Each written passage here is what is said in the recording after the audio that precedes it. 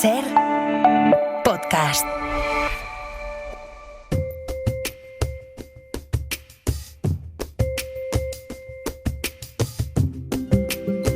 Hoy por Hoy Magazine.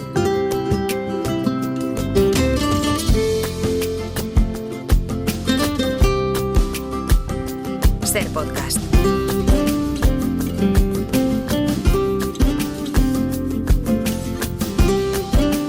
Encaramos el martes ya mirando como siempre al norte, entrenando la mirada para tempestades y para galernas. Aquí en el estudio a cubierto, y menos mal porque vuelve a hacer un calor de verano. Nacho Carretero, buenos días. Buenos días, ¿qué es esto? ¿Vuelvo y vuelve el calor o qué? Bueno, ayer y hoy hemos estado contando que ya es el verano. Está siendo, porque todavía no ha terminado el verano, ¿no? Termina el 21 de septiembre sí, o así, que está siendo el verano más caluroso desde que hay registros, y habíamos tenido ahí como una especie de espejismo pensando esto se ha acabado. No, vuelve a hacer un calor tremendo, no sé si más al norte. En Radio Asturias, Ana Castaño, buenos días. Hola, ¿qué tal? Buenos ¿Hace días. calor de verano? No. Aquí hace calor de septiembre, o sea, aquí unos no 15 grados más o menos. O sea, aquí ya estáis casi por poner la olla con el caldo, en el puchero con el caldo en el fuego. Yo miré para el armario y dije, ¿en qué momento de las próximas semanas voy a empezar a poner ya algún nórdico? Bueno, estamos en ese plan. Pero bueno, no, está bien. Hace bastante calor para el tiempo que Para el tiempo que es, exacto, que estamos ya a la mitad del mes de septiembre. Mira, hoy vamos a entrar ya directamente porque hablamos de un libro, podríamos decir insólito, porque es una novela que tiene un autor. Él es el psicólogo y escritor Javier Bardón. Javier, ¿qué tal? Muy buenos días. Hola, buenos días, Ángel. Pero cuenta hechos rigurosamente ciertos, tal y como se los ha contado, tal y como se los ha trasladado a Javier otra persona. Y esta persona es la denunciante de la trama Gürtel en Boadilla del Monte, Ana Garrido, técnico del Ayuntamiento, que nos escucha desde Radio Cádiz. Ana, ¿qué tal? Muy buenos días. Hola, muy buenos días, Ángels y Javier. Ana, bueno, y Nacho y Aitana. Estamos todos aquí pendientes de ti. Estamos todos, Ana, pendientes de ti. Ana, dime una cosa, ¿cómo se juntaron vuestras vidas para dar lugar a este libro? Pues él me buscó, él fue el que me tiró los trastos. No, la verdad es que durante todos estos años he recibido ofertas de otros escritores bastante reconocidos, y espero que Javier sea bastante reconocido a partir de esta novela, sí, porque tiene mucho valor lo que ha hecho. Pero yo no estaba preparada todavía estaba lidiando con mucho dolor, mucho pleito, y Javier tenía una amiga en común. Y entonces él me llamó, quedamos, hubo entendimiento, y sobre todo, te digo la verdad, para mí fue muy importante cuando me dijo dos cosas. Una, que ya había escrito un libro sobre un denunciante de corrupción, sí, y dos, que él era psicólogo. Porque yo sabía que en este proceso de 2 años prácticamente que hemos estado trabajando juntos en el libro, iba a haber momentos en los que yo no iba a poder, y que él supiera comprender cuándo parar, para mí era muy importante. Eso te iba a ayudar. Y Javier, ¿tú por qué le tiraste los trastos? ¿Por qué fuiste a por ella? Pues es curioso. Yo estaba escribiendo otra novela, estaba escribiendo otra historia, una historia en clave de humor del cuadro del Goya que Esperanza Aguirre se encontró en su casa, ¿no? Uh-huh. Y bueno, pues me estaba documentando. Tampoco muy ajeno, ¿eh? No muy ajeno. No. Exacto. Y entonces, bueno, me estaba documentando y, bueno, estaba viendo cosas y di con Ana, ¿no? Yo me acordaba de Ana, del caso de Ana, porque, bueno, para mí, yo participé en el 15M y el caso de Ana fue muy, muy paradigmático, ¿no? Yo me acordaba de ella perfectamente y, bueno, pues ahí lo recordé, y recordé que tenía una amiga cuya madre conocía a Ana. Entonces dije, mira, la voy a llamar a ver qué pasa. Voy a tomarme un café con ella y a ver qué me cuenta.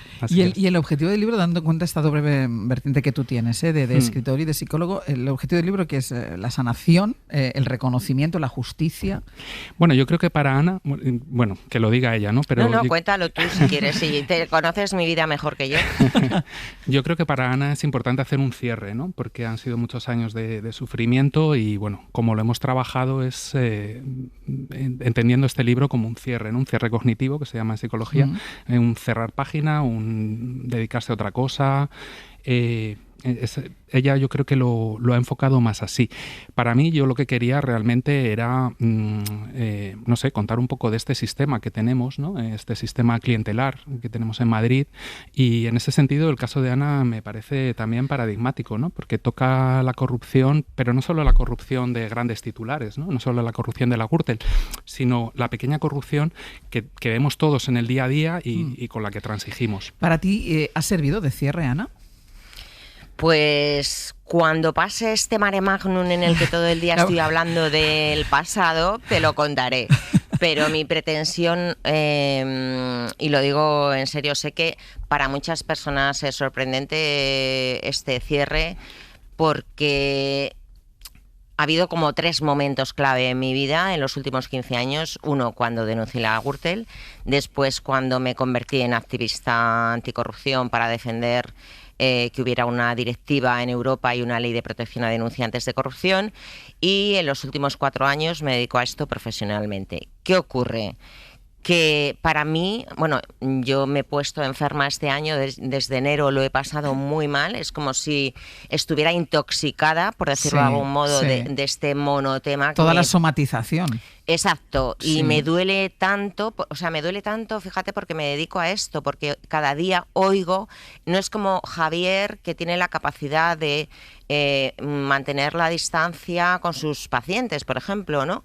Y yo me involucro demasiado, entonces creo que ya el peso, lo que has dicho tú, son muchos años, mucho desgaste, y mi cuerpo y por cuestión de salud, yo quiero una vida bonita, trabajar. Desde aquí hago un llamamiento a todos los empresarios que me valoren, y estoy entusiasmada con empezar proyectos, porque creo que yo no he perdido mis aptitudes y mis cualidades o mis capacidades de trabajo, de organización, etcétera. Déjame, Aitana, no preguntes, a la vuelta.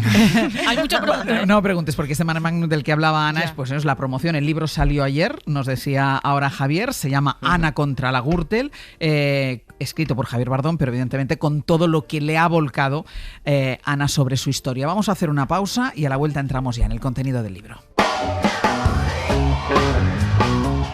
Hoy por Hoy Magazine. Ser podcast. ¿Cuándo acaba un caso de corrupción? ¿Cuándo acaba el proceso de reunir las pruebas, de registrarlo, de denunciarlo? ¿Cuándo queda atrás un episodio así? En el caso Gürtel, esto no pasó cuando el alcalde corrupto se vio obligado a dimitir en 2009. El alcalde de Boadilla, para no hacer daño a su partido, según nos ha dicho, y declarándose inocente, ha puesto su cargo de alcalde de Boadilla a disposición del Partido Popular de Madrid, y el Partido Popular de Madrid, su secretario general y su presidenta, han aceptado la puesta a disposición, y el alcalde de Boadilla, por tanto, dejará de ser alcalde de esa localidad. Pero tampoco acabó 10 años después, cuando el corrupto confeso quiso llevarse a medio partido por delante. Y cuando íbamos paseando hacia la carpa donde se hacía la cena, recuerdo que Rajoy me dice, haz caso a Luis, alcalde, haz caso a Luis. Yo no sabía a quién se estaba refiriendo y le dije, ¿a qué Luis? Me dijo, Luis Bárcenas. Ni siquiera cuando le condenaron a 36 años de cárcel, ni cuando el partido que sustentaba al gobierno de la nación fue condenado por esa misma corrupción y perdió el poder en una moción de censura. Ha sido un honor dejar una España mejor de la que encontré.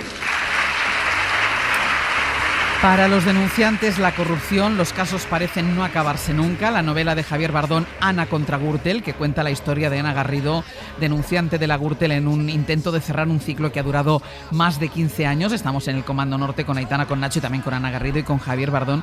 Ana, ¿tú pensabas que estabas denunciando corrupción en el Ayuntamiento de Boadilla del Monte? ¿No sabías que la Gürtel era una hidra gigantesca que terminaría llevando a 29 personas a la cárcel?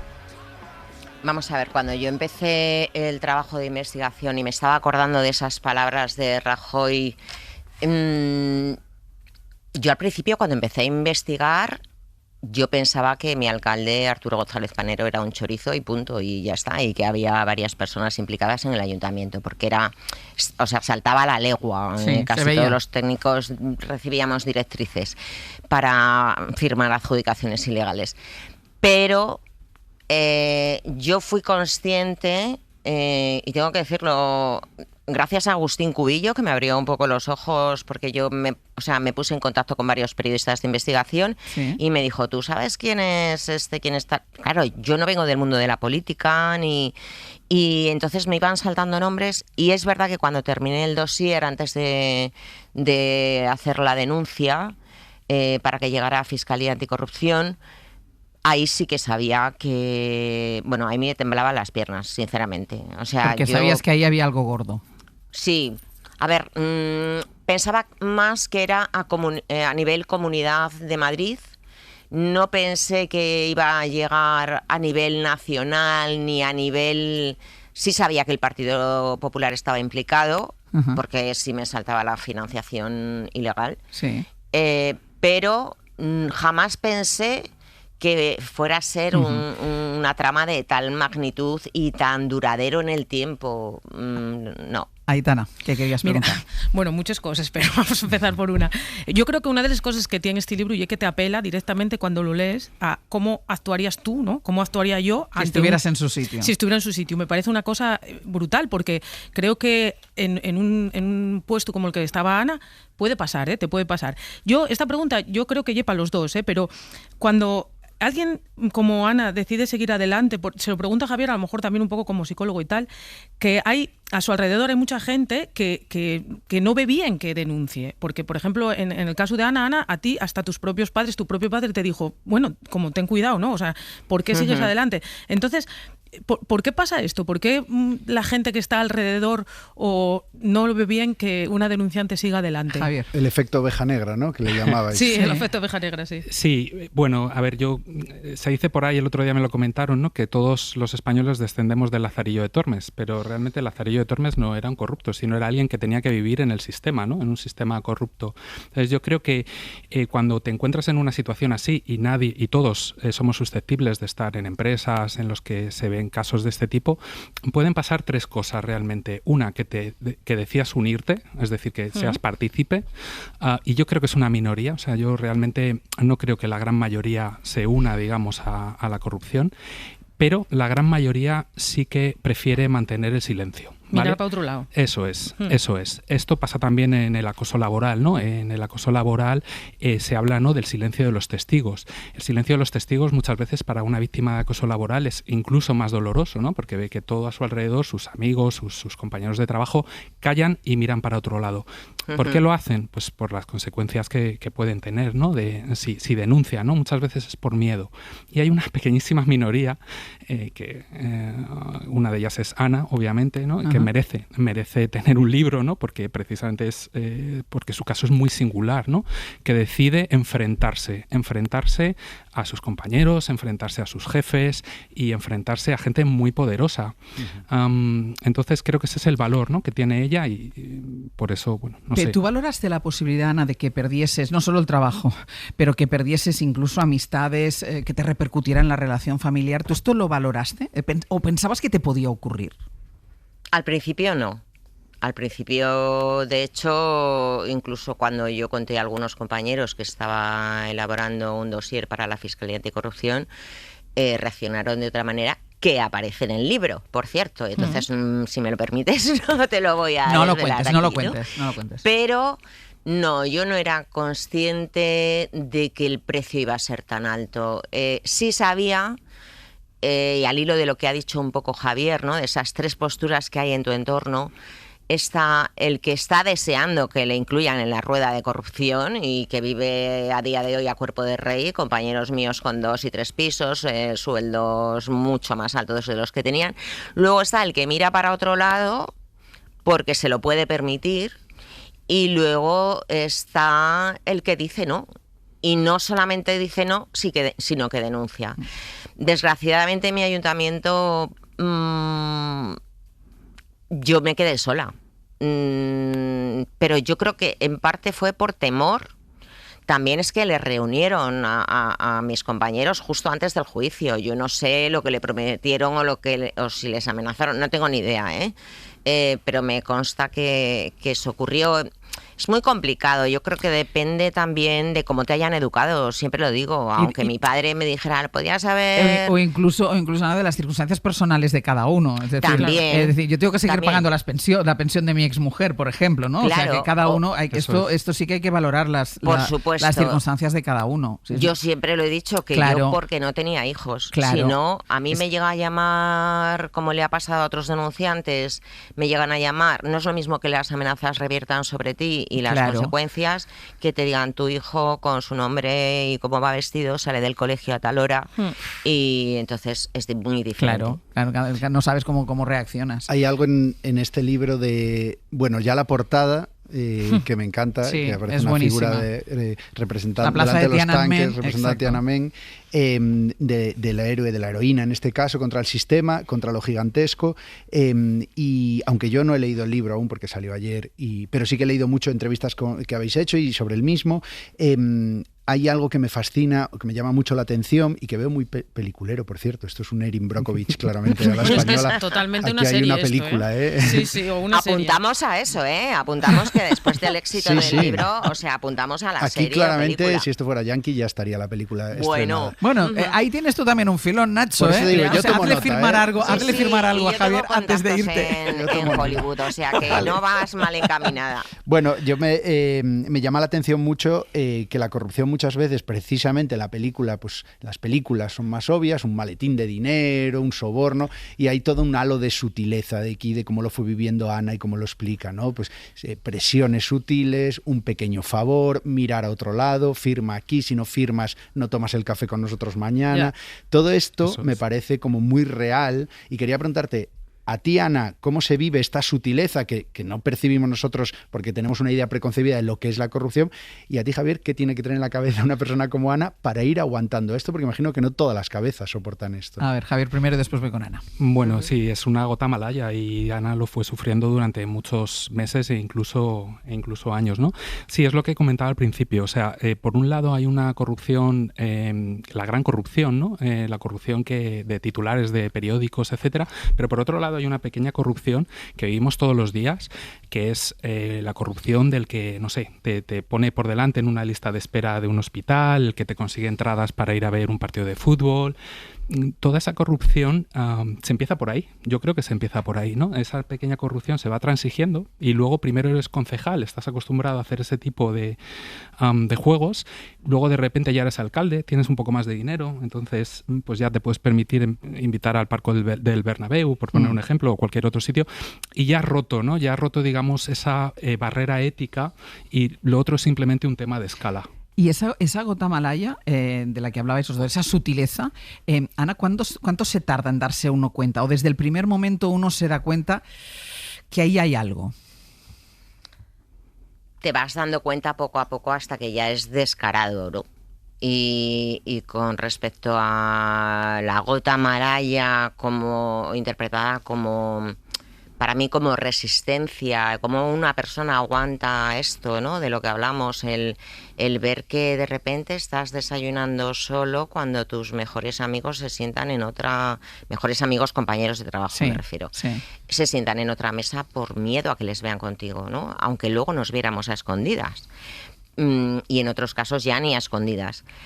Para mí, a ver, yo sé que doy imagen de persona fuerte y creo que lo soy, pero no soy, me considero una persona normal con una capacidad de resistencia o de resiliencia importante, pero yo he tenido momentos muy, muy, muy difíciles y muy malos en mi vida, que los comprenderéis y perdona que leyendo el libro. Pero cuando... dime una cosa, pero sí que tienes que tener un punto de, yo no sé si de heroína o de valor. No. No, pero digo ser valiente porque, por ejemplo, reunir pruebas, entiendo que en algún momento tenías que hacer cosas a las que no estabas habituada. Bueno, sí, un poco de matajar y tal, ¿no? Y a veces tiene su punto. El libro también tiene unos puntos que Javier ha conseguido que de un tema tan complejo como es denunciar corrupción haya incluso momentos de humor, porque además yo también tengo ese punto, ¿no? De reírme de mi sombra. Sí. Pero es un drama. O sea, mi vida ha sido, en los 15 últimos años, lo tengo que decir, o sea, para mí ha sido una muerte civil. Y hasta que no me he puesto enferma, o sea, y el médico me ha dicho, tienes que dejarlo porque es que ya esto me estaba intoxicando. Pero yo creo que lo he aguantado porque, primero, por convicción, porque estás hecho de una pasta. Los momentos débiles no los muestras normalmente, porque a mí no me gusta mostrar mis debilidades. Bastante he tenido que aguantar como para que ellos vieran alguna grieta, ¿no? Pero...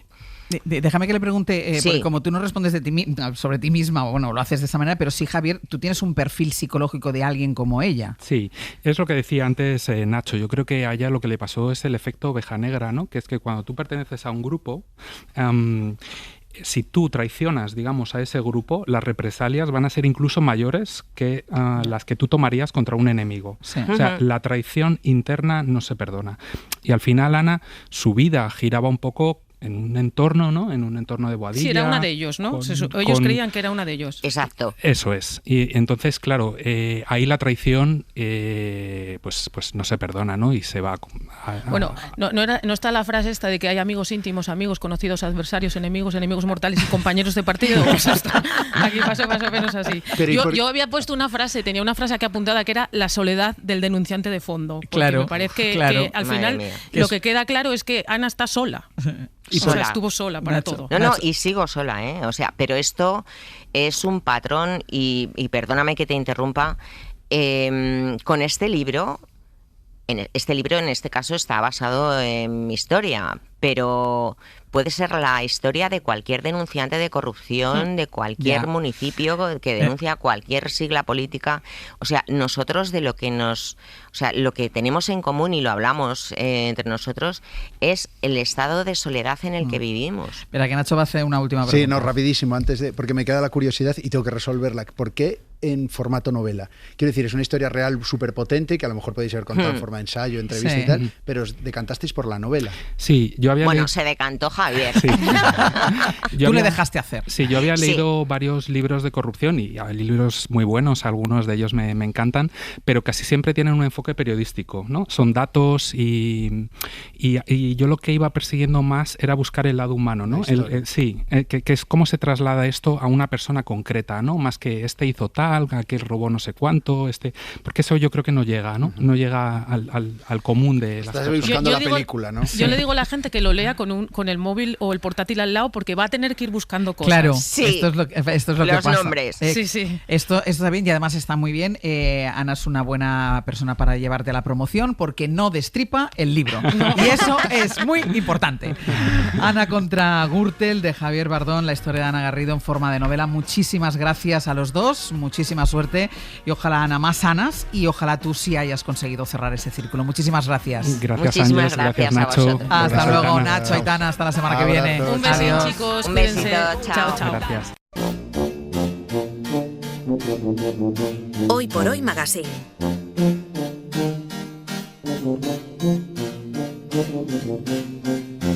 Ser podcast.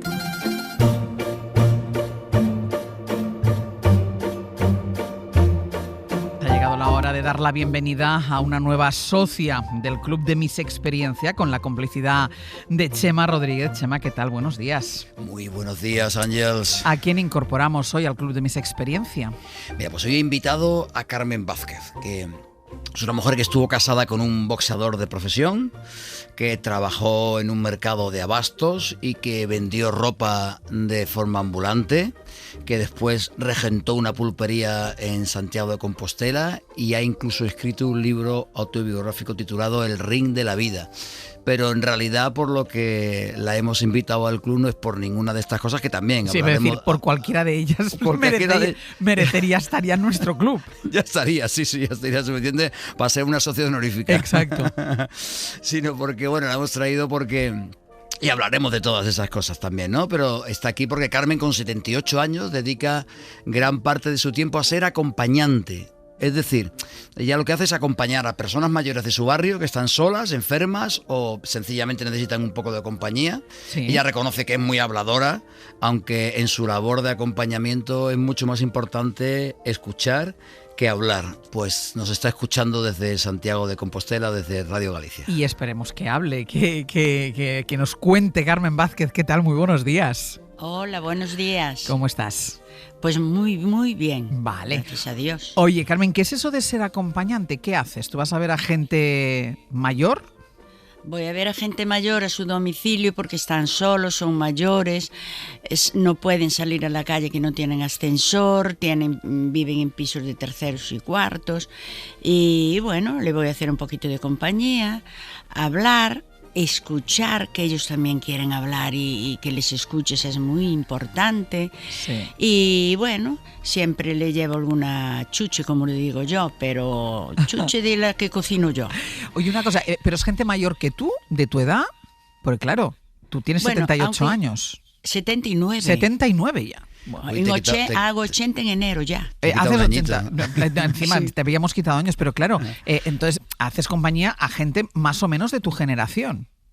De mi generación, a veces un poquito más mayor, sí, o a veces un poco más joven. Pero necesitan alguien con quien hablar, con quien contarle cositas. Yo le llevo también noticias como si fuera yo aquí el Correo Gallego de Santiago.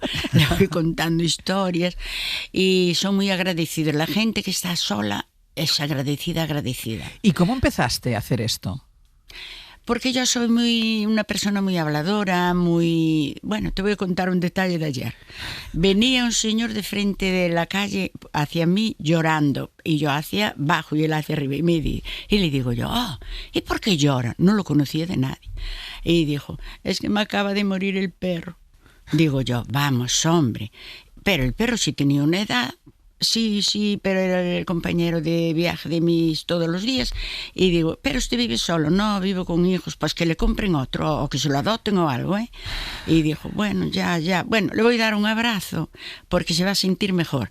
Lo abracé y me dijo él, señora, gracias, que me levantó el ánimo. Hasta parece que estoy más contento. Y el pobreño venía llorando solito por la acera. Digo, un señor que tú ni conocías. Ni conocía, pero si ves una persona que te viene hacia ti y sobre todo llorando, yo me acerqué. ¿Qué le pasa? Claro. ¿Necesita ayuda de alguna cosa? No, me murió el perro. Esto está claro que te viene de vocación, es decir, no te ha surgido ahora, ¿no? No me surgió ahora, esto me surgió la semana pasada, lo del señor, pero... Sí, pero lo de querer estar con la gente, de ayudar a la gente y eso, porque además empezaste, vamos a decir, ya de mayor, ¿no? Acompañar a gente.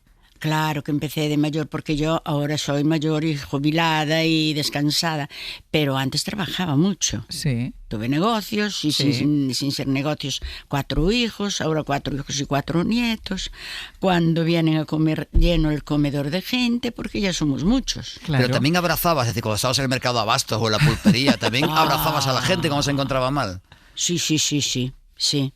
Sí, un día vino una señora llora hacia el puesto de frutería, que la tenía allí, antes la tuvo mi cuñada, la mamá de mi sobrino Toñito, y después me la dejó a mí porque destinaron al marido para otra ciudad. Entonces me estaba allí y venía una chica llorando y dijo, ay, ¿pero qué te pasa? Perdí el sobre que me entregó el dueño de ello para entregar en el banco. Y dije, no llores, que el sobre lo tengo yo porque lo dejaste encima de la fruta. Y eran 200.000 euros, o 1.000 euros no eran 200.000 pesetas que no había.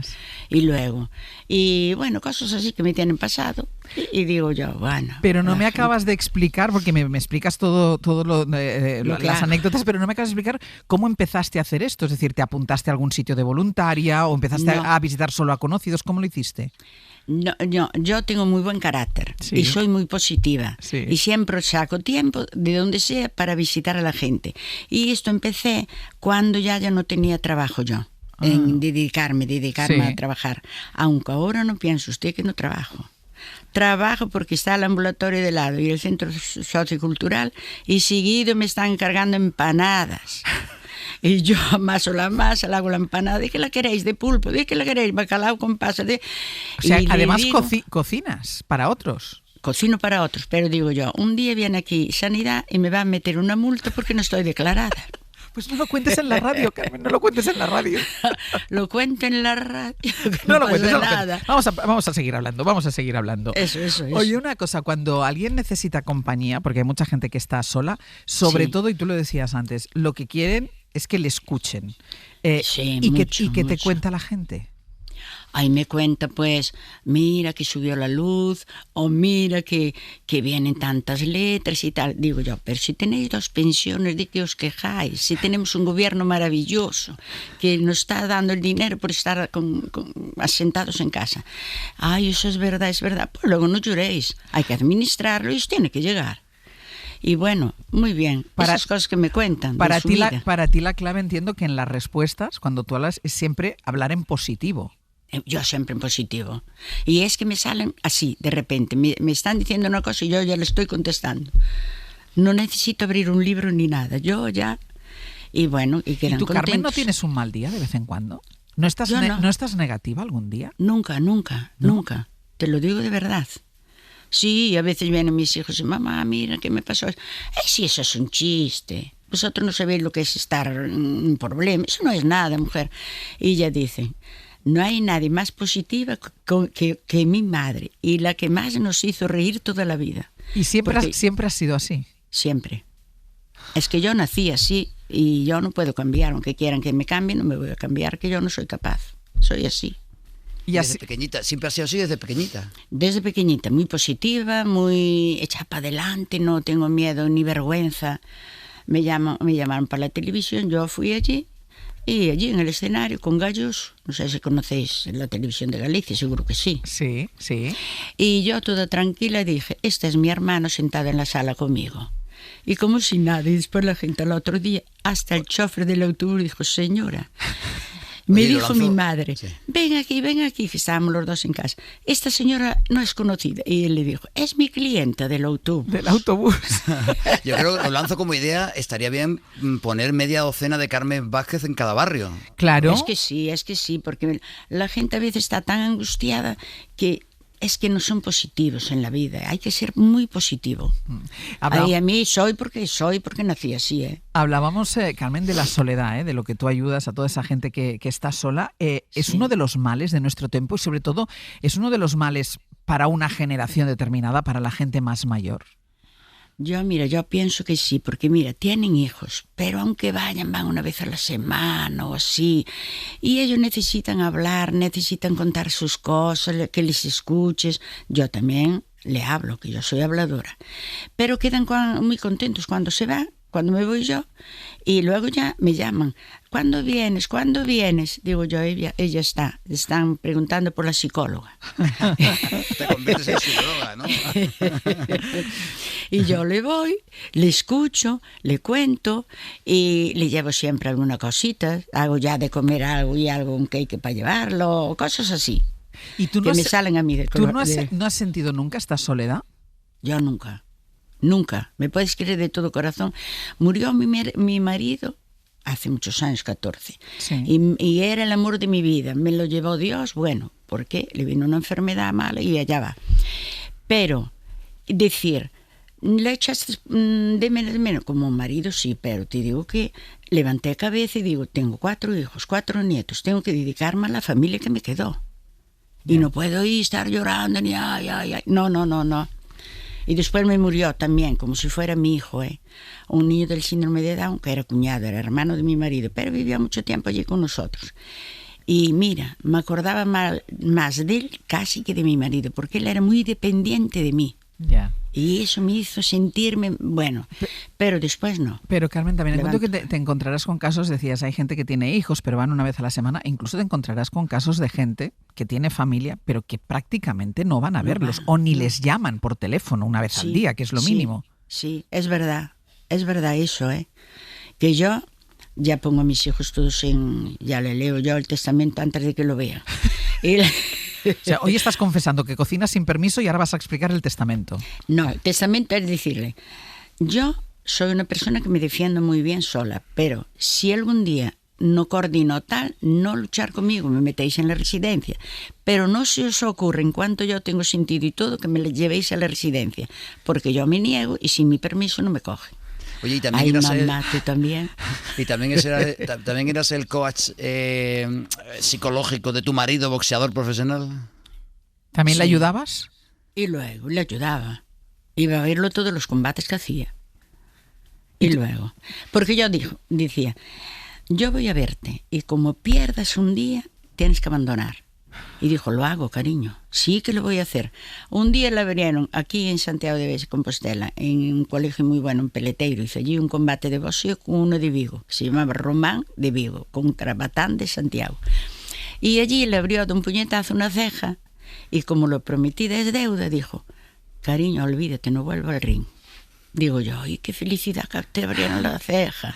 Pero ves por el ojo, fue a coserle y me dijo, pero te ves por el ojo. De repente lo tengo inflamado, pero me dijo el doctor que yo iba a conservar la vista bien del ojo, que lo que más me dañó fue le dieron 7 o 8 puntos en la ceja. Y nada. ¿Y lo dejó? ¿Quedó bien? ¿Lo dejó? ¿No lo dejó? Lo dejó. Lo dejó, que él era comprometido con la palabra y yo le dije, como te hagan daño algún día, dejas el boxeo. Sí, y lo dejó. Porque tú, Carmen, cuando le conociste, él ya se dedicaba al boxeo. Hombre, claro. Yo lo conocí siendo artista ya. Siendo artista, boxeador. Boxeador.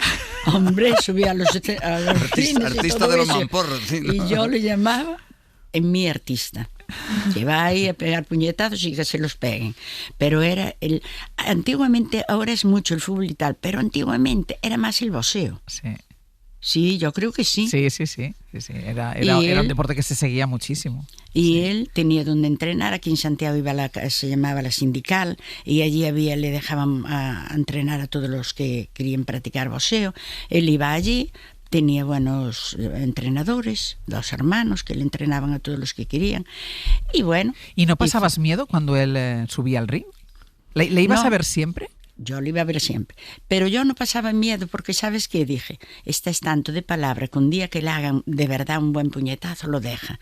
Y por eso yo, el día que le abrieron la ceja, todo el mundo aplaudió. En silencio, eran de Santiago. Y yo aplaudiendo. Y me dijo mi hijo el mayor, mamá, que papá le abrieron la ceja. ¿Cómo le aplaudes? Digo yo, porque es el fin del ring. O sea, tú estabas deseando en todos los combates que le hicieran un poquitín de daño, no mucho, Exacto, pero un poquitín de daño sí, ¿no? Y si lo hicieron, que le abrieron bien una ceja, pero yo dijo, no, tú no te preocupes, que yo por el ojo al otro veo y esta es porque lo tengo inflamado. Bueno, y bien, dejó el boxeo. Oye, Carmen, ¿y eso de que publicaste un libro, que era un libro de memorias? Ay, sí, son mis memorias desde los 4 hasta los 78. Pero eso era un libro de 800 páginas como mínimo. Ay, porque no, tu vida debe dar mucho de sí. Da.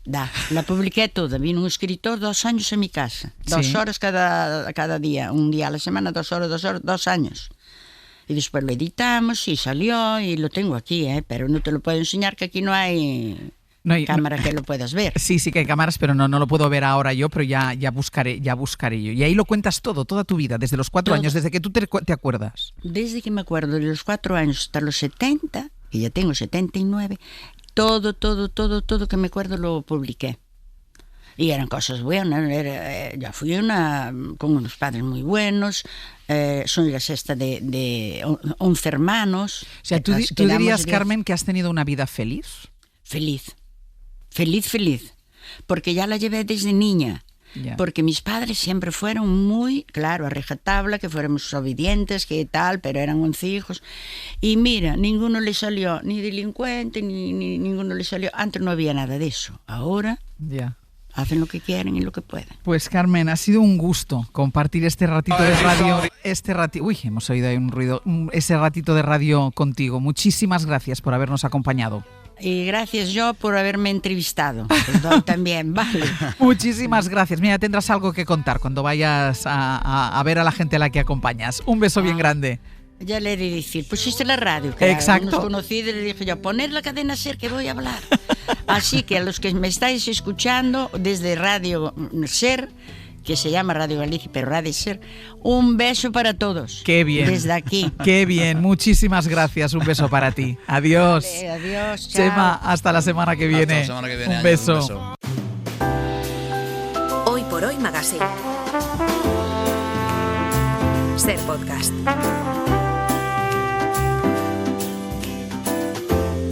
Una hora y un poquito más nos queda todavía de programa. Llevamos en directo en el Hoy por Hoy desde las 6 de la mañana con ese primer tramo informativo y a partir de las 10 con el magazine. Y ha sido un tramo informativo que hemos estado muy pendientes de la última hora que nos llegaba desde Israel con ese anuncio del inicio de la fase definitiva de la invasión a Gaza, sobre todo por el ataque que se ha desencadenado hoy a la ciudad de Gaza. Y sobre esto hemos estado hablando a lo largo del abierto y en toda la primera parte del programa. Brian Pérez, buenos días. ¿Qué tal, Ángels? Buenos días. Sí, destacar un primer momento en el abierto. Para Cristina Monge, la ofensiva terrestre que ha comenzado allí en la ciudad de Gaza es un final anunciado. Yo creo que la parte humanitaria es lo primero, acordarnos de toda esa gente que están siendo asesinados, los que están teniendo que salir como pueden, pero más allá de eso, que es lo principal, estamos ante un nuevo orden internacional, que yo no sé si es que no tiene reglas o si es que simplemente la regla es la ley del más fuerte. Netanyahu no está buscando asesinar a los terroristas de Hamás. Israel es un estado absolutamente poderoso en materia militar y de inteligencia. El objetivo ha sido siempre aniquilar Gaza, exterminar a los gazatíes y provocar el genocidio que estamos viendo. Y si no la han escuchado, busquen inmediatamente el podcast y escúchenla. La conversación que hemos tenido en el Comando Norte a las 10 de la mañana en el arranque del magazine sobre corrupción, porque hemos hablado de un libro muy interesante que retrata, es una novela, pero en el fondo es la vida, en el la forma y en todo, es la vida de la primera denunciante de la trama Gürtel en el Ayuntamiento de Boadilla. Sí, ha estado con nosotros también Javier Bardón, que es el autor, es también psicólogo, es escritor, pero es el autor de este libro, Ana contra Gürtel. Este libro recoge 15 años de la trama Gürtel y nos deja también una reflexión sobre cómo la corrupción empieza en pequeño. Hay una pequeña corrupción que vivimos todos los días, que es la corrupción del que, te pone por delante en una lista de espera de un hospital, el que te consigue entradas para ir a ver un partido de fútbol. Toda esa corrupción se empieza por ahí. Yo creo que se empieza por ahí, ¿no? Esa pequeña corrupción se va transigiendo y luego primero eres concejal, estás acostumbrado a hacer ese tipo de juegos, luego de repente ya eres alcalde, tienes un poco más de dinero, entonces pues ya te puedes permitir invitar al Parque del Bernabéu, por poner un ejemplo, o cualquier otro sitio, y ya has roto, ¿no? Ya has roto, digamos, esa barrera ética y lo otro es simplemente un tema de escala.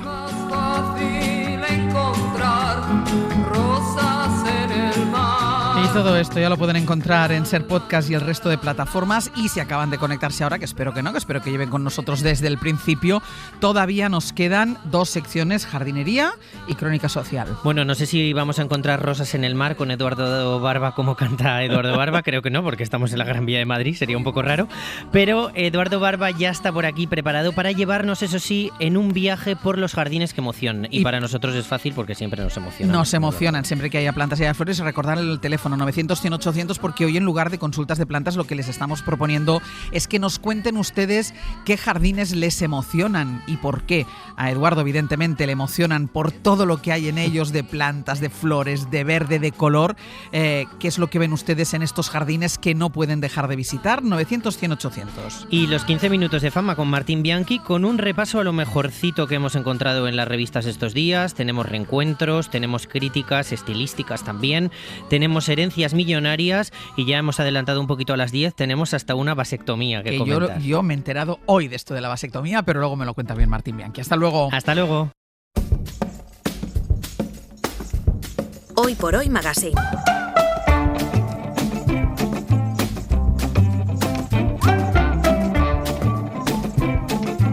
Ser podcast.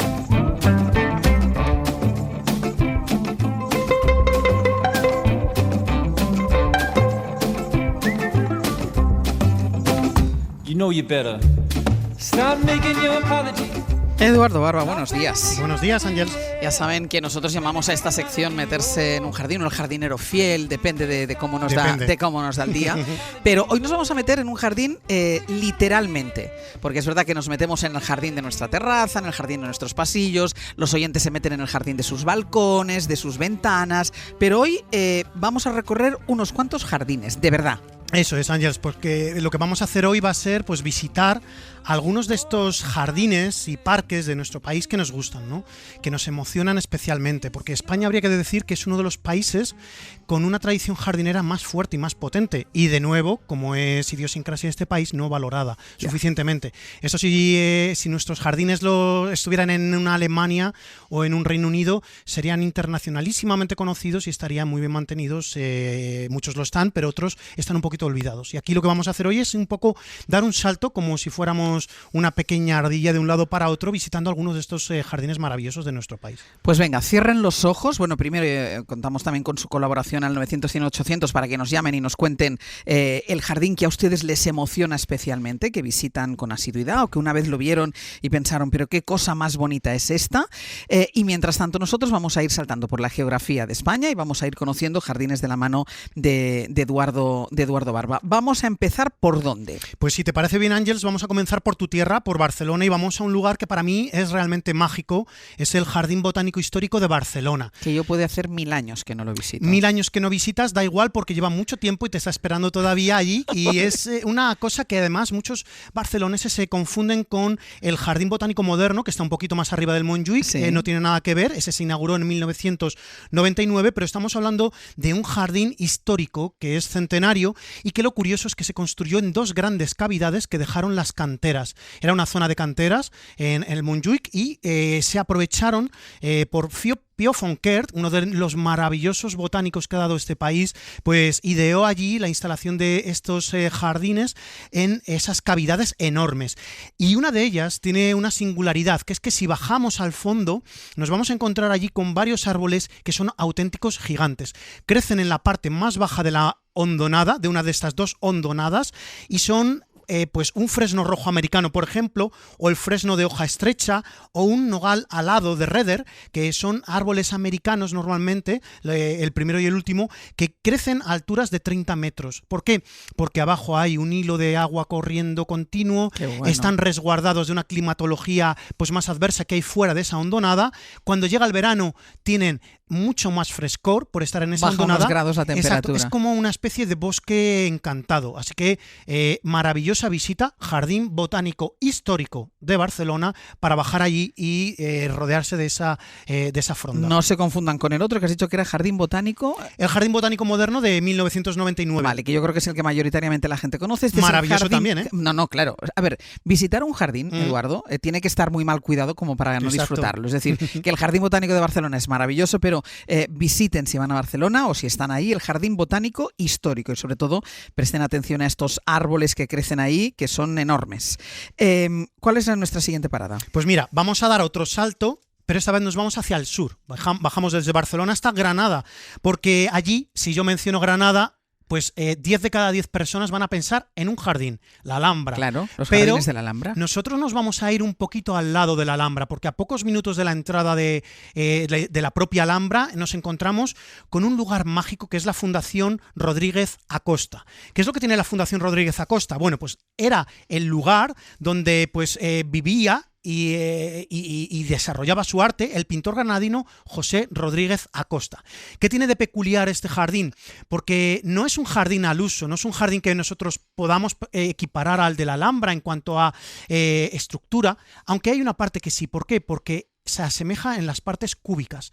El jardín continuamente está ideado en torno a patios que suben y bajas y por escaleras infinitas. A veces da la sensación de que no sabes dónde vas. Apareces en un patio diferente y está rodeado de masas cúbicas de cipreses, de columnatas de piedra blanca, de fuentes longitudinales, de pequeñas esculturas aquí y allá. Todo es como una especie de ensueño. Realmente, cuando tú visitas este jardín impacta, porque la especie predominante es una, el ciprés, que lo gobierna absolutamente todo. Pero está también ideado este jardín lleno de patios que están en distintas alturas, que realmente lo hace muy especial. Yo no conozco a nadie que haya estado en este jardín y que no se vaya con un recuerdo de decir, la Fundación Rodríguez Acosta, qué jardín más increíble. ¿Y juegas culturalmente con los cipreses? Es decir, ¿están tallados de manera que los convierten en esculturas prácticamente? Esculturas totalmente, porque además de estos muros y de estas balaustradas que se hacen con los propios cipreses hay una estructura que es muy única dentro de Granada, que son las bailarinas. Las bailarinas es una estructura que se hacía antiguamente y que consistía en unir las copas de varios cipreses plantados en círculo, se unían las copas, se ataban entre sí y generaban un cenador.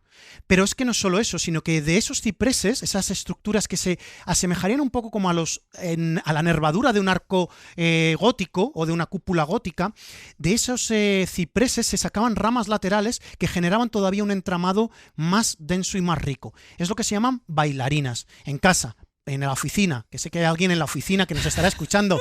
Busquen las bailarinas del jardín de la Fundación Rodríguez Acosta. Sí, con que pongan bailarinas ciprés, jardín, ya le van a aparecer esas estructuras que son algo único de la jardinería tradicional española. ¿A ti te gustan los cipreses? Me encantan los cipreses. ¿Por qué?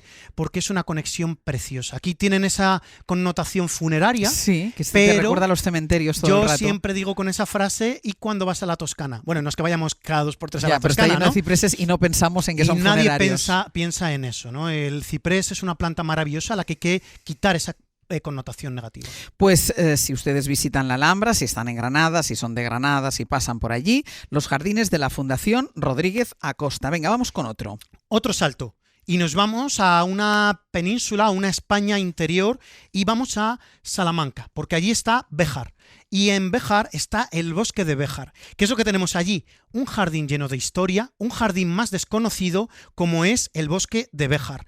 Es un jardín renacentista que... Es un jardín, a pesar de que se llame bosque. Sí, porque está rodeado de un bosque. Era la finca de un noble, y este noble también ideó un jardín renacentista maravilloso. Este sería uno de los jardines que, si estuviera en Reino Unido, los ingleses hubieran hecho un paraíso y hubieran creado allí un jardín único, porque es un jardín que necesita de una revisión, una restauración un poquito más cuidadosa para volver al esplendor de a este jardín. ¿Qué es lo que tenemos allí? Un palacete maravilloso renacentista con un lago enfrente que refleja el cielo, en medio de ese lago un templete que es uno de los iconos del propio bosque de Béjar, de este jardín histórico, artístico, y rodeándolo todo lleno de fuentes. Fuentes con un sistema hidráulico maravilloso, y no solo eso, sino que podríamos descender a una terraza inferior y descubrir ahí un jardín romántico del siglo XIX, con algunos de los árboles más maravillosos que tenemos también en nuestro país, como algún calocedro, como alguna secuoya, que han alcanzado también tamaños inconmensurables. Pues vamos a hacer una petición desde aquí. Jardín Histórico Artístico del Bosque de Béjar. Sí. Que lo cuiden un poquitín más. Que haya una recuperación integral de un sitio que es mágico y que yo le tengo mucho cariño. Pues que haya esa recuperación, porque forma parte de la lista de los jardines que emocionan, pero le falta un lavado de cara importante. Antes de continuar, hemos estado ya en Granada, en Salamanca y en Barcelona. Vamos a escuchar al primer oyente, que ya saben que les hemos pedido a ustedes también que nos contaran cuáles son los jardines que les emocionan, y llama Marian desde Madrid. Marian, ¿qué tal? Muy buenos días. Hola, Jess, buenos ¿Qué tal? días. A ver, ¿cuál es ese jardín que a ti te emociona? El más bonito que hayas visto mira, nunca. Me emocionó hace unos años en Lloret de Mar, el de Santa Clotilde. Los jardines de Santa Clotilde. Clotilde. Visto, es impresionante, por lo menos a mi punto de vista. Está en un alto, abajo está el mar, tiene unas vistas mejor, las rocas, bueno, la Costa Brava la conocí mejor que yo. Sí. Y luego está cuidadísimo porque es privado, porque es de gente antiquísima, pero bueno, de gente bien, de la Costa Brava. Y está muy cuidado. Fue un regalo que le hizo, no sé, un marido a una esposa, en fin, pero estaba con no sé, es que no me acuerdo bien la historia. Sí. En resumidas cuentas, para abreviar, y yo no tengo, hay que ser muy específico para la clase de árbol, pero es impresionante a la vista, de columnas, de figuras, de escenas, de cenadores, impresionante, cuidadísimo, claro, por algo se paga. Y todo eso, Marian, con el mar de fondo. Y eso, y con el mar abajo. Claro. Yo es que aquello, bueno, a mí el mar me atrae muchísimo, claro. Y a mí aquello me impresionó. Entré de casualidad, porque no pensaba, entré de casualidad, y una vez que estaba allí dije, si me lo pierdo me da algo. Impresionante. O sea, el que vaya a Lloret de Mar y el que vaya a la Costa Brava tiene que ver esos jardines, porque eso no se ve todos los días. Impresionante. Los jardines... Yo que soy del mar de tierra adentro, de secano. Para mí fue impresionante. Los jardines de Santa Clotilde en Lloret de Mar. Los jardines de Santa Clotilde. Sí, no se me olvidarán mientras viva. En Girona. Marian. ¿De qué manera? El problema es que está un poquito lejos, sí. Pero, Bueno, pues pero merece la pena. lejos merece para la los pena. que están fuera del entorno, pero para mucha gente está...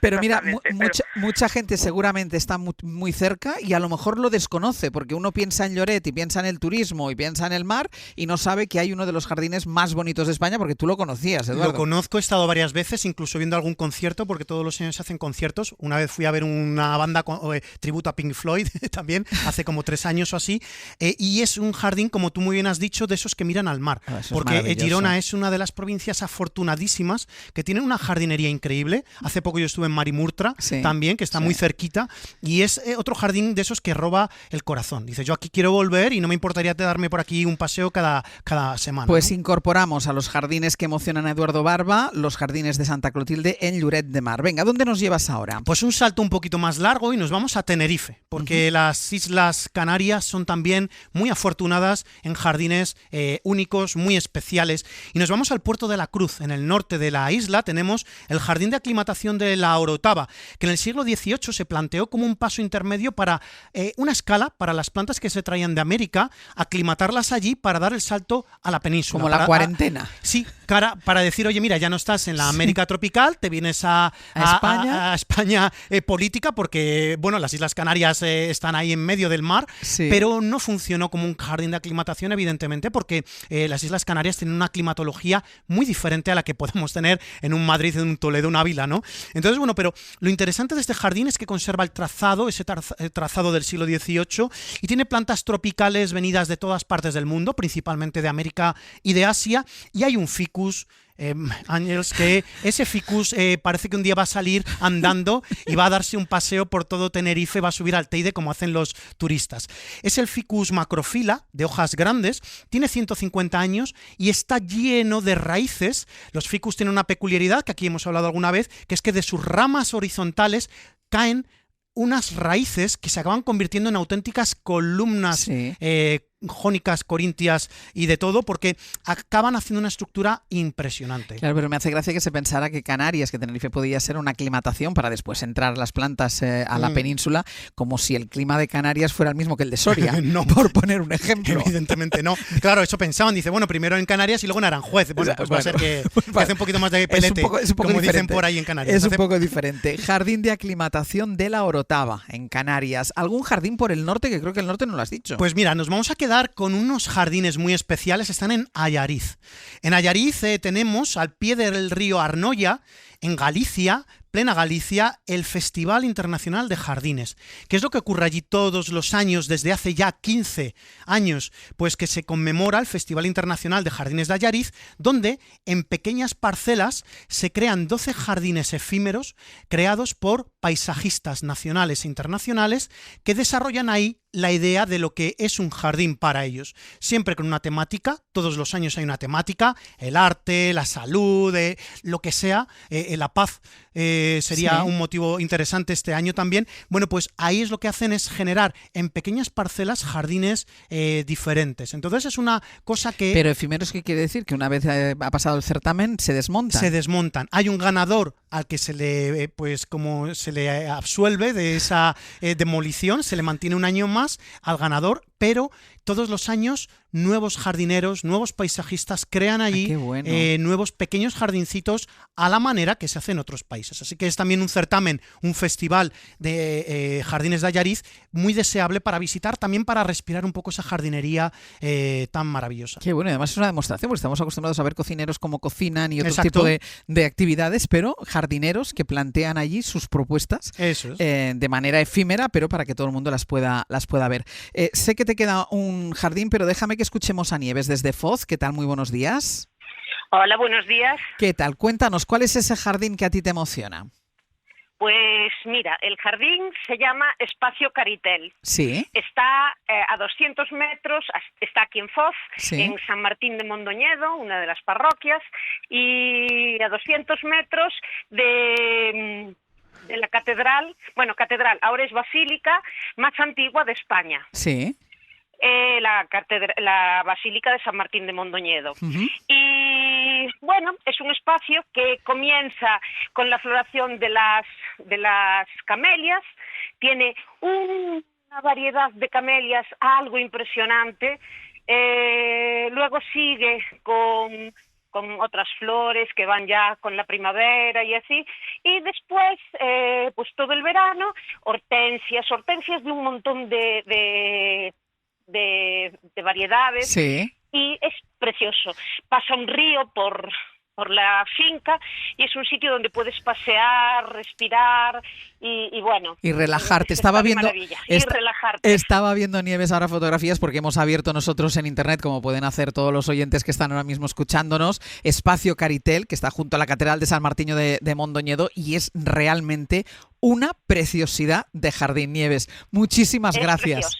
Muchísimas gracias. Gracias a vosotros y enhorabuena por el programa. A ti por la sección. A ti por participar. Sobre todo lo tienes en la lista de pendientes. Muchas gracias, entonces, Nieves. Lo acabo de marcar, Nieves, porque no lo conozco y me parece pues otro de esos encantos, ¿no? de Lugo, una provincia que yo conozco muy bien, pero que esta en concreto, pues nunca estuve en este jardín. Venga, pues cerramos ya con tu última propuesta, el último jardín que te emociona. Pues mira, nos vamos a ir muy cerquita de donde estamos físicamente y vamos a despedirnos de uno muy chiquitito que hay en Madrid, porque un jardín no tiene que ser grande, siempre lo decimos aquí, puede ser tan sencillo como unas pequeñas macetas en un balcón. Sí. Y nos vamos al barrio de La Latina, un barrio histórico, al Madrid de los Austrias, maravillosos Austrias, y tenemos el Jardín del Príncipe de Anglona, porque ahí lo que tenemos es un pequeño jardín de un trazado no tan antiguo, ya que fue creado a mediados del siglo XVIII y fue restaurado hace un siglo aproximadamente.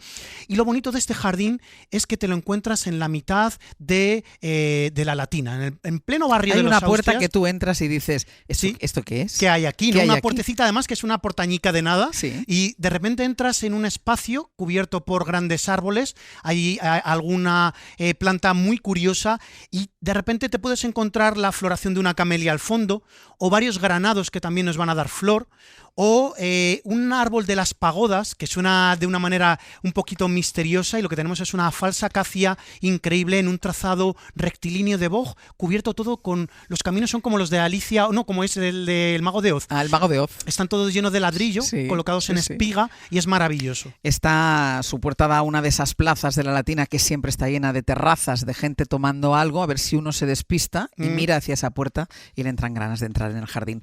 Un gusto. Compartir contigo, repartir felicidad y compartir contigo los jardines de España. Muchísimas gracias. Hasta la semana que viene. Hasta la semana Beso. que viene.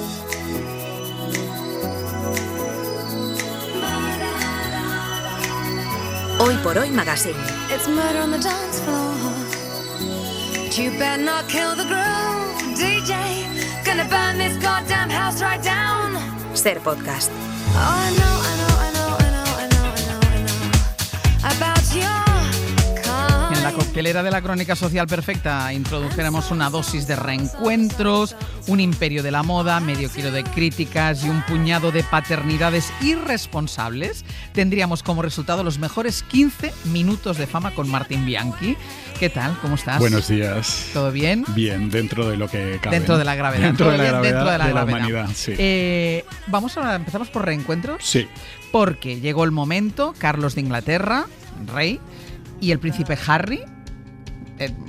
Príncipe, pero bueno, príncipe destronado, o sea, príncipe... Sí, total, bueno, autodestronado. Autodestronado. 19 meses después de su último contacto, llevan 19 meses sin verse, no sé si han hablado o no, pero sin verse, se han reencontrado. Exacto, justo coincidiendo con los 5 años desde que Enrique decidió hacer este divorcio de la familia real y mudarse a California con su familia, pues ha habido un encuentro. Carlos de Inglaterra, el rey, estaba en Balmoral, en Escocia, todavía estaba aprovechando los últimos días de verano. Es que en Londres sigue haciendo mucho calor. Pero eso es un verdadero rey.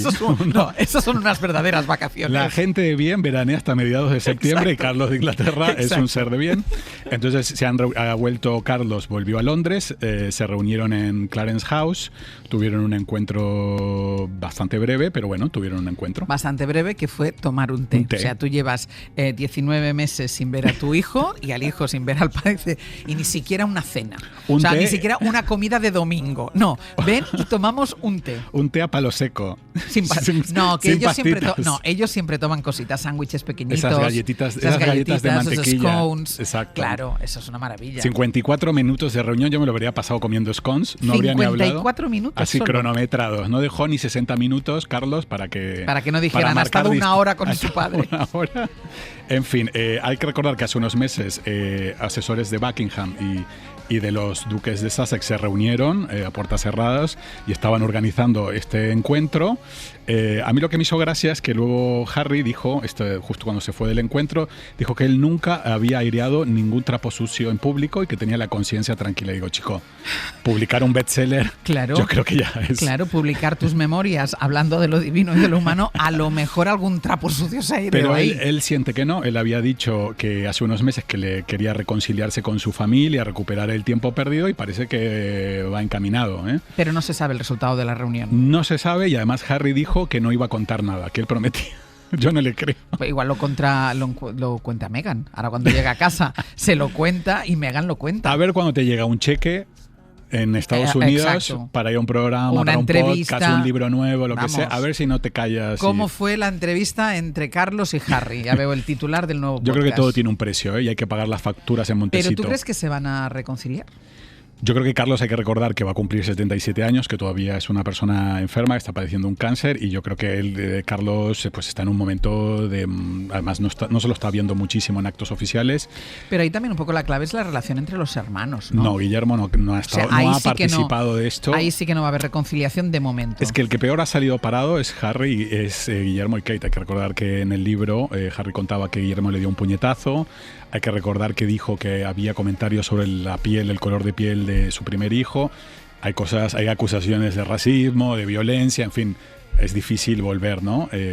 A reconducir esto. ¿Tú crees que en la reunión el rey le dijo a Harry, venga, va, llévate bien con tu hermano, llevaros bien? Supongo que sí, ¿no? Supongo que Carlos nada querrá más que se lleven bien, pero a mí me publican un bestseller contando todo eso de mí y aunque sea verdad, claro, no sé si lo veremos perdonaría. El resultado de esta reunión, si es que lo vemos. El príncipe Harry de Londres a Ucrania, ¿se ha ido a Ucrania? Sí, se ha ido a Ucrania Ah. porque como él tiene estos Juegos Invictus, es verdad, que hace la integración de excombatientes, bueno, era una manera de dar visibilidad a las personas que están luchando en la guerra en Ucrania. Pues él saliendo de Londres y llegando a Londres Donald Trump. Madre mía. Pobre familia real británica, porque aterrizan esta noche en Londres Trump y Melania, y a los Windsor les toca recibirlos y hacerles un poco de bufones, porque para las familias reales al final hacen un poco de bufones para ¿no? Que las relaciones entre los países funcionen bien.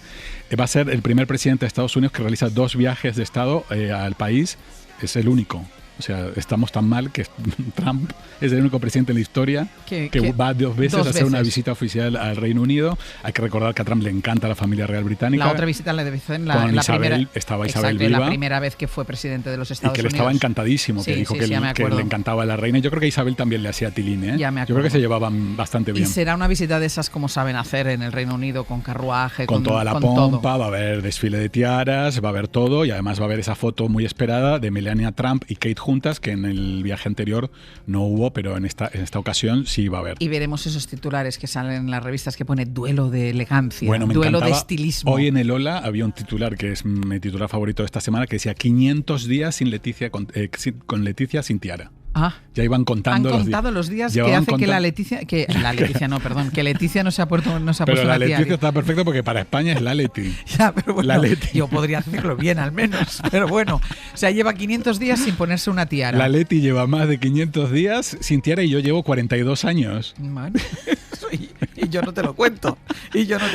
Vamos a comprarnos una de plástico. Ay, por favor, mira, vamos la a semana que viene vamos a comentar. Que por cierto, el debate que se levantó, que yo no sé hasta qué punto hay que hablar de esto. Repugnante. No, pero hay que hablarlo. Hay que hablarlo. Sí, hay que pero hablarlo. para criticarlo.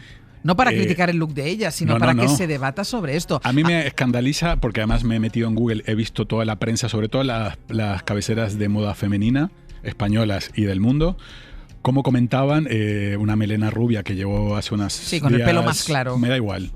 Es que me da igual. Sí. Preguntándose a los medios si Kate, que es una paciente oncológica, llevaba peluca o no, si llevaba extensiones, que por qué se había cambiado el color de pelo, que si le quedaba bien. Y digo yo, a la gente que toma las decisiones editoriales no tiene familiares que son pacientes oncológicos o no les ha tocado un cáncer de cerca, porque creo que cualquier persona y me Es tan incluyo, poca- no, no, o sea, es tan que poca ha tenido un sensibilidad. familiar, es que Sí, sí. ponerse a opinar, en general ponerse a opinar del pelo de cualquier mujer Sí. ya debería ser una antigüedad. O Sí. nos ponemos a hablar de los pelos de los hombres. Sí, sí, no. Opinar ya del aspecto de las Opinar del mujeres. aspecto de la mujer. Ya Y- está. Pero sobre vale. todo de Kate Middleton, de la Claro. princesa de Gales ahora mismo, que es una paciente, que es una persona que se está recuperando de un cáncer o que está padeciendo todavía un cáncer porque tampoco sabemos bien exactamente cuál es su situación ahora. Repugnante. Hubo algunas mujeres que se sintieron interpeladas por este, Sí, por y este aplaudo. debate. Exacto. Sí, a Sara Carbonero sobre todo, que puso en su Instagram, puso que estaba repugnada, ¿no?, por la falta de empatía y de bondad y compasión, y nadie mejor que ella, que ha padecido Claro. un cáncer, nadie mejor que ella para Y que ha poder sufrido dar esta los efectos opinión. del Pero me tratamiento. llama la atención sobre todo la prensa femenina, ¿no? Quiero decir que con tantas mujeres que sufren desde cáncer de mama Sí, porque y luego ovarios. además, pero es que además, Martín, es la prensa que después se pone a favor y se pone medallas por la carrera contra el cáncer Bueno. de mama. Todos nos No, vestimos, todos nos ponemos un pañuelo rosa. No, y la falta de conciencia de la presión que le pones a tus lectoras. Claro. Muchísimas de ellas que están padeciendo un cáncer me tengo que poner una peluca, no puedo Claro. salir calva o no puedo salir con pañuelo. Claro. En fin, pero da para reflexionar. Da para reflexionar y mucho rato. Sí. Oye, ya que estamos hablando de aspecto, vamos a criticar. Alcaraz rapado. No, de un hombre está bien. Vale. Porque llevamos 5.000 años sin hablar de los hombres O sea, y su podemos aspecto. podemos Así que hablar de del- las mujeres vamos a darles un descanso, pero a los hombres vamos a darles un Podemos poquito. hablar del pelo de Alcaraz o del no pelo. De los pelos. De los pelos. Porque se habló mucho en el US Open sobre que se había quitado el pelo de las axilas. Esto no me enteré yo. Claro, se habló muchísimo. ¿No tenía pelos en las axilas? No, los medios se fijaron Ahora que las mucho en él. mujeres nos estamos liberando. A mí me parece bien que las mujeres ahora se dejen el pelo y que los hombres se todo depilen. depilados. Bien. Vale. Es hora de que suframos nosotros. Es verdad, es hora de que esto Sí, cambie. se habló mucho de la falta de pelo en sus axilas y bueno, evidentemente que se quitó el pelo de la cabeza, que le queda para mí increíble. Y ahora que se lo ha puesto platino, está... No sé si has visto los vídeos de No. sus entrenamientos ayer y antes de ayer. No. Luego te mando un vídeo, te voy a alegrar la semana. Pero a mí me va a gustar, Alcaraz. Yo creo que sí, ¿no? Lo dudo. Yo lo veo... A mí- Ahí tenemos gustos diferentes. A mí no creo que me guste Alcaraz. Ni pintado de Hombre, nada. cuando abre la boca ya, Ni pintado de ya nada. pierde acciones, No pero, creo- no creo pero que le me queda, guste. pero me gusta Le cómo queda le queda bien. el platino, el pelo corto, le da un punto más Lo que sí moderno. te voy a decir una cosa, tiene un pelazo ese chico, Bueno, que y debe todo ser la bien. envidia de muchos hombres también, porque tiene un pelazo. Tiene un pelazo. Seguro que calvo va a tardar en quedarse. Sí. Y esta que tampoco me la sé, o sea, no me sabía lo de las axilas, ni le he visto entrenar, y tampoco sabía que la nueva pareja de Alcaraz salió con el príncipe Constantino de Grecia, primo de Leonor y Sofía. Primero, no sabía que Alcaraz tuviera novia. Bueno, a ver, vamos a empezar Bueno, por el novia o principio. Grace Ann Nader, que es la hermana de la supermodelo Brooks Nader, contó la semana pasada, mientras terminaba el US Open, que Alcaraz y su hermana Brooks, supermodelo que fue portada de Sport Illustrated, tenían algo. Sí. Que había una relación entre la prensa norteamericana, claro, el ganador de US Open, saliendo con una supermodelo estadounidense, Brooks Nader.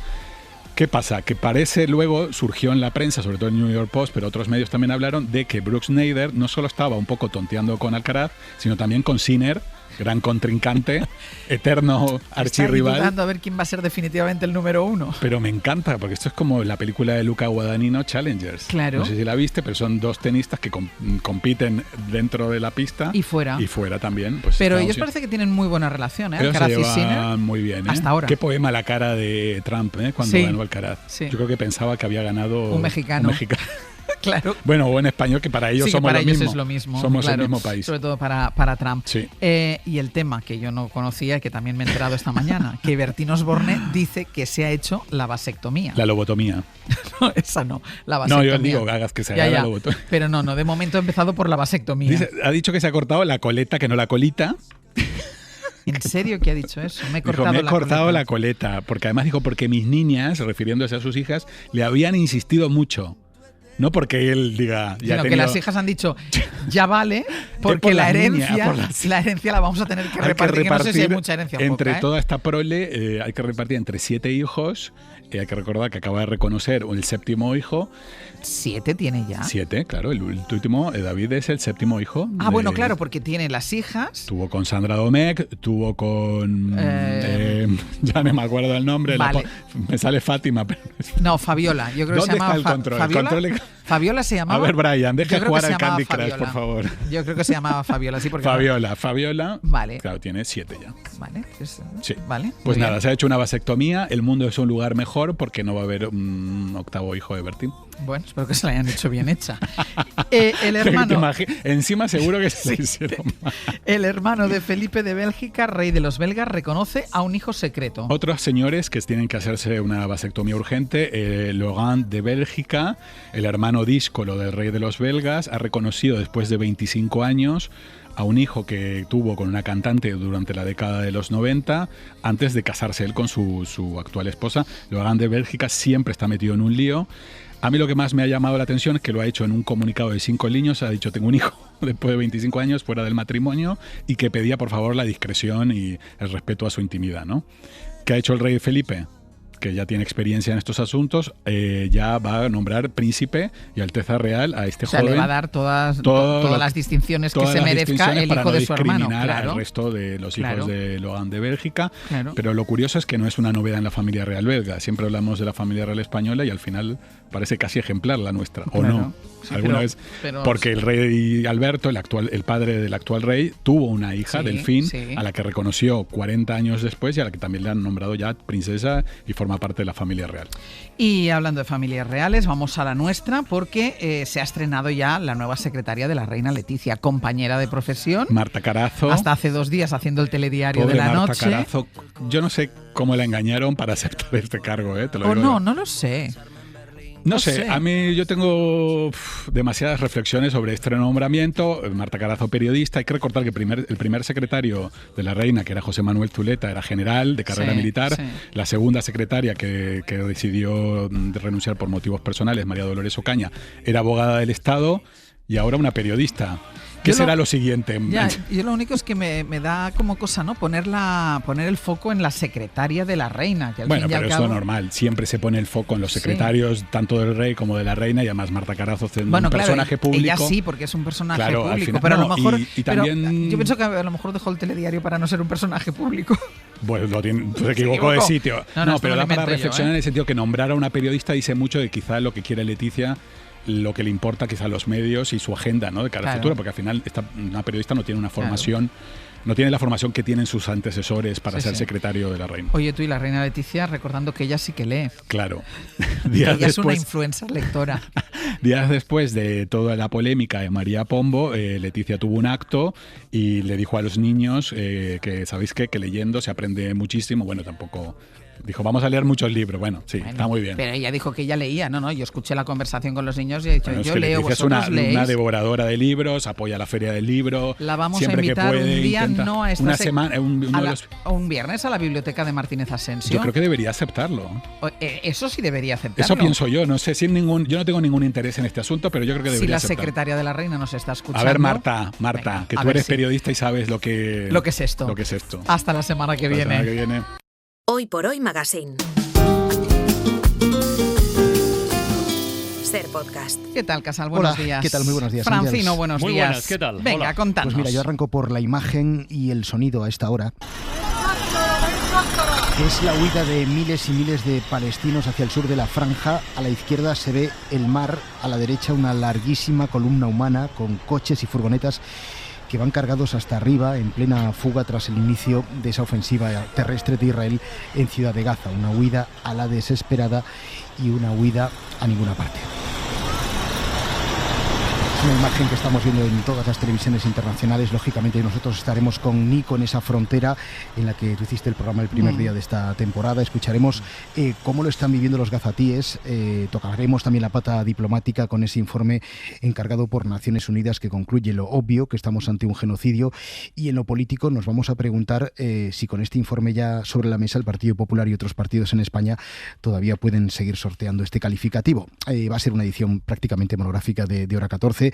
tenemos Consejo de Ministros. El Gobierno, algo que le están echando en cara desde Sumar, sigue sin llevar a este Consejo de Ministros el famoso decreto que anunció Pedro Sánchez la semana pasada para el embargo de armas, un decreto que Sumar pide que llegue a ese Consejo de Ministros cuanto antes para que se cumpla la palabra del presidente del Gobierno.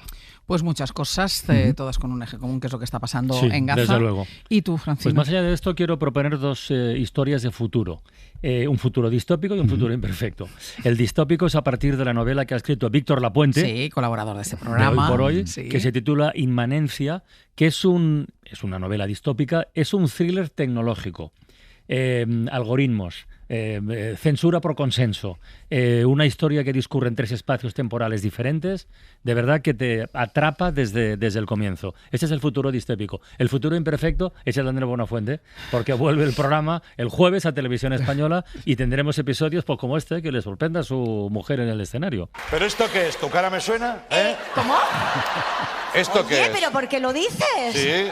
Yo estoy aquí, he Pero es venido que a desearte suerte. Me teneis engañados todos. Bueno, el pues- equipo vale, pero en mi propia casa. Ay, Andreu, es que yo soy, ya vamos, uno de vosotros. Bueno, esta tarde Andrea Buenafuente en la ventana de la tele. Muy bien, pues Más cosas, pero bueno. Ya, no, estas no, dos, no, estas sí. dos están muy bien. Pues os esperamos, Venga. os escuchamos. Hala. Hasta luego. Hasta luego. Aurrera, aurrera, leti, hilari, hilari, hemen egongo gara irabazi arte. Aurrera, aurrera, leti, hilari, hilari, que no me voy a casa, que me voy a San Mamés. O sea, de golpe he vuelto a las 6 de la mañana. Sí. Porque Imaginas volver a empezar. o sea, ahora he Hacerlo pensado, otra estamos a las 6 de la mañana y tengo todavía todo el programa por delante. Es que así de originales somos. Porque- Tampoco hace falta empezar otra vez. No, en mi hace caso falta, te aseguro yo que no. Somos tan originales que no sabíamos qué canción poner que hemos decidido reutilizar la que han puesto nuestros Esta la ha compañeros. puesto Agustín Rodríguez Sagún, que hoy es su cumpleaños. Felicidades. Felicidades. Y él ha puesto esta canción esta mañana. Efectivamente, lo iba a presentar con un corte, si te parece. Ah, vale. Venga, vamos.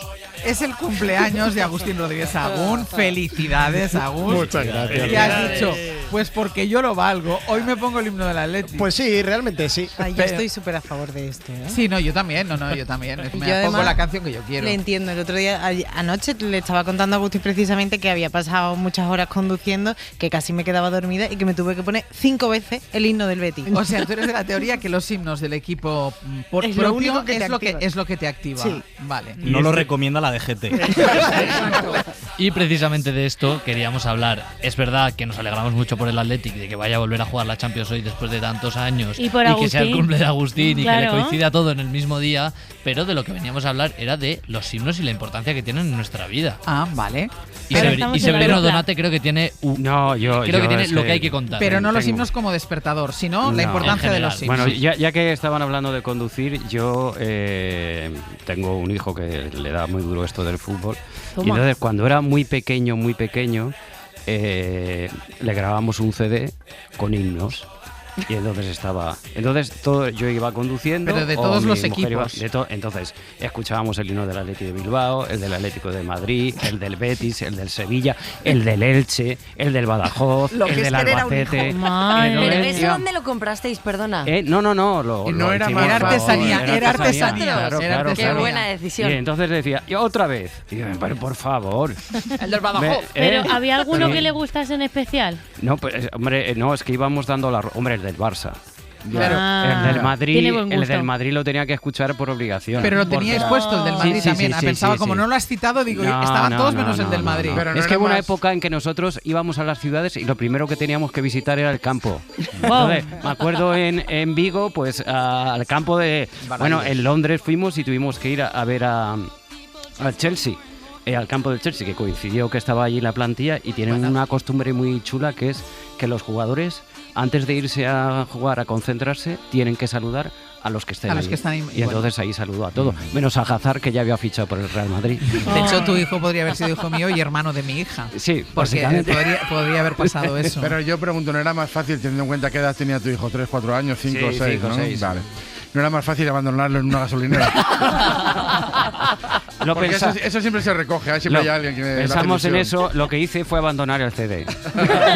Claro. De todas maneras, a mí me gustaría hacer mi propio top, porque es que justo los protagonistas de esta historia que son Sagún y Pedrote. Ejemplifican bien lo que a mí más me gusta. Yo haría del top 3 de himnos, el tercero sería el del Betis, sí, el segundo el del Deportivo de La Coruña, porque es un himno que no se toma en serio y eso Sí. está muy bien, no es profundo ni pretende trascender, y primero el del Atlético de Bilbao, que es un himno que me parece insuperable. Pero hay himnos muy bonitos. Estos Insuperable. tres están muy Y- bien. ¿Y pero... puedo decir lo que no me gusta? No queda feo.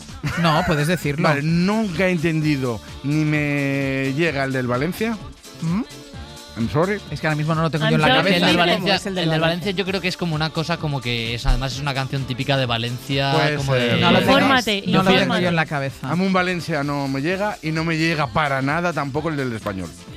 Tampoco Pero sé cuál es. tampoco el sabemos otro. cuál es, No claro, me si llega no para traes nada. la muestra. Y Tenías que el haber traído del, el y el corte. del Barça Cuidado.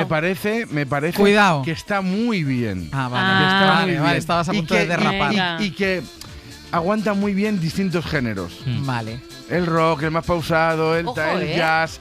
Cuidado. El análisis, ¿eh? ¿Y el, del Cuidado. ¿Y el del Sevilla? El de Sevilla me parece que está muy, lo siento, muy sobrevalorado. Sí, pues me no, parece. Yo creo y que que, el el Be- Sevilla- y que el del Betis No, el del Betis es muy bonito. le gana Sí, el Sevilla. sí, ahí estoy de acuerdo. Ahora Pero el mismo del- estamos perdiendo Pero oyentes lo a que yo no chorros. sé Bueno, si Pedrote, a mí, si no Pedrote, Pedrote se ponía el himno del Betis porque No, era del por Sevilla. devoción. No, ella es bética, no digas esto. Ella es bética, bética, Yo bética. lo mismo se lo ponía pues, No, para no, alterarse no, un no, poquito. no, ella es bética. Severino. Ella es bética y de la cadena SER. Esas dos cosas las tiene Los sangre. sevillistas están pensando, vamos.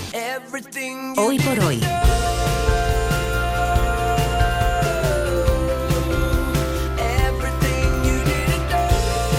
Vamos ya con el último compás, Ana. Y nos vamos a ir con la explicación del efecto oveja negra en el Comando Norte. Lo tienen ya en podcast y se lo han perdido, porque ha estado con nosotros Ana Garrido, fue la denunciante de la trama Gürtel en Boadilla del Monte. Ella trabajaba en el ayuntamiento y ante las irregularidades que vio, no se cayó. ¿Qué ocurrió después? Todo está en el libro que ha escrito su psicólogo Javier Bardón, y Ana contra Gürtel nos explica lo que ha pasado en estos años. Mi vida ha sido, en los 15 últimos años, lo tengo que decir, para mí ha sido una muerte civil. Hasta que no me he puesto enferma, yo creo que lo he aguantado porque por convicción, porque estás hecho de una pasta. Los momentos débiles no los muestras normalmente. Es un patrón y este libro en este caso está basado en mi historia, pero puede ser la historia de cualquier denunciante de corrupción, de cualquier Ya. municipio que denuncia cualquier sigla política. O sea, lo que tenemos en común, y lo hablamos entre nosotros, es el estado de soledad en el que vivimos. Pues mira, ya que España igual no va a Eurovisión, si va a Israel, Sergio, a lo mejor se podría hacer una Eurovisión de himnos. Oye, ¿Cómo lo ves? pues yo Trasladar estupendo. lo que hemos hecho a las 12 a un Extraordinario. concurso. Vale. vamos. Athletic Club ahí triunfando. Mañana más a partir de las 6. Les esperamos. Pongan el despertador.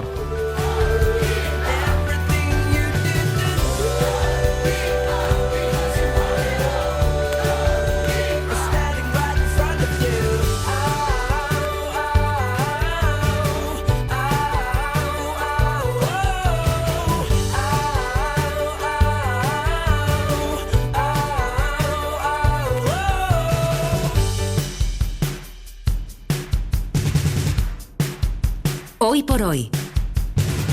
Àngels Barceló. Para no perderte ningún episodio, síguenos en la aplicación o la web de la SER, Podium Podcast o tu plataforma de audio favorita.